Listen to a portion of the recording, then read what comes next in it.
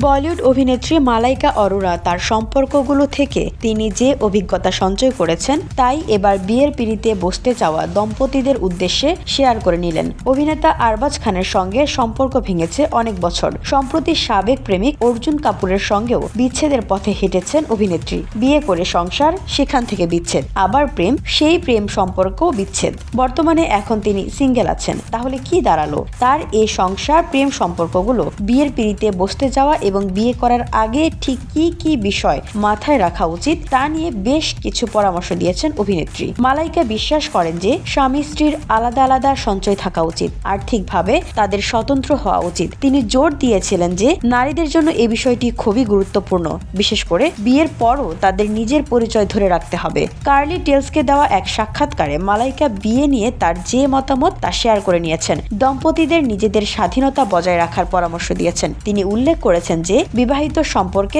যেমন একে অপরের পরিচয়টা গুরুত্বপূর্ণ, তেমনি ব্যক্তিগত পরিচয় অক্ষত রাখা অপরিহার্য। বিশেষ করে সম্পত্তি ও আর্থিক বিষয়ের ক্ষেত্রে এটা মাথায় রাখতে হবে। মালাইকা আরও বলেন, দম্পতি হিসাবে একসঙ্গে কাজ করার সময় নিজের পরিচয় হারানো উচিত নয়। যদিও আপনি আপনার সঙ্গীর পদবি গ্রহণ করেন, তবুও নিজের ব্যক্তিগত একটা ব্যাংক অ্যাকাউন্ট থাকা প্রয়োজন। তবে মালাইকার প্রেম জীবন ঘিরে চর্চার শেষ নেই। তা আরবাজ খানের সঙ্গে তার বিয়ে হোক বা অর্জুন কাপুরের সঙ্গে তার সম্পর্ক। মালাইকা ও অর্জুন 2016 সালের দিকে ডেটিং শুরু করেছিলেন। বয়সের পার্থক্য থাকা সত্ত্বেও তাদের সম্পর্ক ছিল বেশ মাখো। তাদের জুটিকে দর্শকরা পছন্দও করতেন যথেষ্ট। তবে চলতি বছরের শুরুতে অর্জুন তাদের বিচ্ছেদের খবর দিয়েছিলেন। তা দেখে ভক্তরাও যথেষ্ট হতাশ হয়ে পড়েছিলেন। উল্লেখ্য, অভিনেত্রী বর্তমানে তার ছেলে আরহান খানের সঙ্গে তাদের নতুন ব্যবসায়িক উদ্যোগের দিকে মনোনিবেশ করেছেন। তাদের রেস্তোরাঁ স্কারলেট হাউস চলতি বছরের 3 ডিসেম্বর থেকে হয়েছে।